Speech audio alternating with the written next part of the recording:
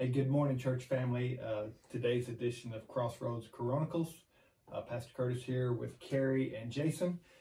Today, our subject is the attributes of God. This morning, in my quiet time, that it was asked the question of who is God or what is God, and I was led to the Westminster Catechisms, and catechisms are just the principles of the Christian faith.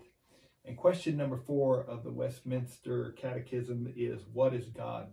And here's the answer that it gives. It says, God is spirit, he is infinite, he is eternal, he's unchangeable, he is being in his being, he is wise, he's powerful, he's holy, he's just, he's good, and he's all truth.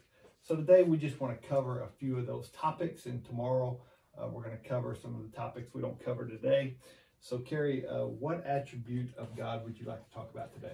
I want to talk a little bit about God's power, because I think that we negate God's power in today's world. When we read the Old Testament and we read some of the things that God did, I think we think that that's the God of the past and there's a new God. But that same power that God exhibited in the Old Testament exists in the New Testament, and it exists in our world today. In Isaiah, in chapter 40, it talks a little bit about the power of God. In Isaiah 40, 28 through 31, it says, "Do you know, have you not heard? The Lord is the everlasting God, the creator of the ends of the earth. He will not grow tired or weary, and his understanding no one can fathom. He gives strength to the weary and increases the power of the weak. Even youth grow tired and weary, and young men stumble and fall. But those who hope in the Lord will renew their strength. They will soar on wings like eagles. They will run and not grow weary. They will walk and not be faint." And that's talking about God can give us the strength that we need to do things. God has all of the power of the entire universe harnessed in his being, and we as Christians have access to that. I think we forget that that is power that God has given to us.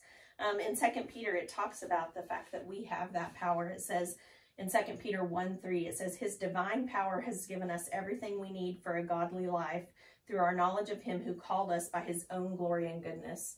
So we have the power to live the kind of life that God has called us to live. And, that's not our access to heaven. Our access to heaven comes through our salvation through Jesus Christ. But as Christians, God has called us to live differently, but he's also given us the power to do that. And we need to remember that as Christians, we harness that power of God. The power of the God of the Old Testament is the same power that God exhibits today. Okay. What about you, Jason? Yeah, he's the same yesterday and today and forever, which leads to what I'm going to talk about is that God is eternal. And eternal, it essentially refers to an endless past and an endless future, or other words, it refers to God's present experience all the time. And one of the things we can get out of knowing that God is eternal is that we can trust him in everything. You see, God is outside of time. He holds time in his hands like as if it were a thing. So he is outside of time. He can see every part of our life all at once. So he knows what's right for us. So if God is eternal, he knows what's best for our lives, and we should trust him with that. And the verse I want to share today is Psalm 90, verse 2. "Before the mountains were brought forth, or ever you had formed the earth and the world, from everlasting to everlasting, you are God." So let's realize that God knows what's best for us. He's got the plan for our life laid out. He can see it all. So let's trust him with that today. Okay. The attribute I want to just speak on a little bit this morning is that God is in his being. And as I unpack that this morning in my quiet time, it just simply means that God is God and we're not. And we don't understand everything about God. And even when God was telling Moses through the burning bush, "Hey, go get my people and tell Pharaoh to let them go," Moses said, "Okay, I'll do it, but I need to know when I go to them, who do I say sent me?" And in Exodus 3:14, God said to Moses, "I am who I am."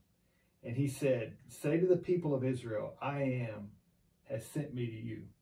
God is simply the I am. There's so many things about him that are just amazing, so many things about him that are above our comprehension, but he's God and we're not. And, you know, him being that amazing, that powerful, all those attributes of him, he chose to take the form of a man, Jesus Christ, come to this earth and die on the cross for our sins. So the great I am humbled himself, stretched himself out on the cross to pay for your sins. So he's God. We don't understand everything about him, but God is God, and he loved you so much that he died for you.